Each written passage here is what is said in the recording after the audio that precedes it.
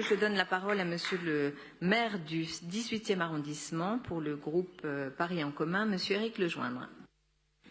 Merci Madame la maire, chers collègues. À mon tour, je voulais saluer cette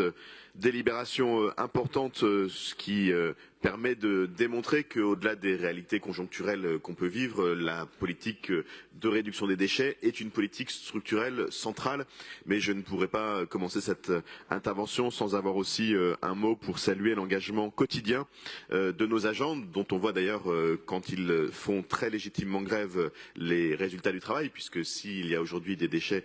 dans les rues de Paris, parce que la réforme injuste des retraites les conduirait à travailler 2 ans de plus, c'est aussi la démonstration que quand ils sont au travail, ces déchets ils ne sont pas là. Et donc je voulais avoir un mot très chaleureux pour l'ensemble des agents qui sont aujourd'hui en grève et leur apporter notre soutien.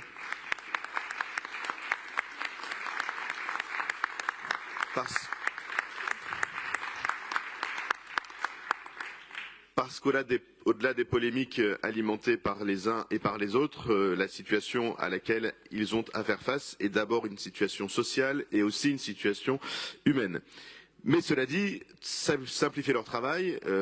c'est aussi réduire notre consommation de déchets. Et finalement, le fait que nous puissions travailler aujourd'hui aussi sur ces territoires zéro déchet a beaucoup de sens. Dans le 18e, nous avons lancé ce territoire dès 2021 dans le quartier de la Porte Montmartre, autour du centre social de la Maison Bleue. Et je veux saluer Thierry Caillé, Frédéric Badina-Serpette et les différents élus qui, avec les acteurs associatifs, ont beaucoup travaillé à faire en sorte que nous puissions toucher en un peu plus d'1 an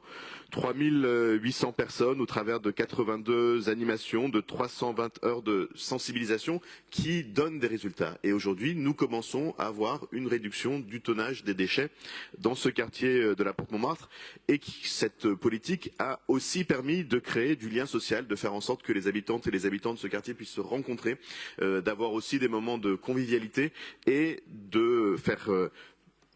prendre conscience à l'ensemble des habitants, à beaucoup des habitants de ce quartier, que en modifiant leurs habitudes de consommation, en modifiant leurs habitudes de gestion des déchets, ça avait un intérêt évident pour la planète, mais ça avait aussi un intérêt évident pour leur portefeuille. Et c'était l'élément supplémentaire que je voulais ajouter dans cette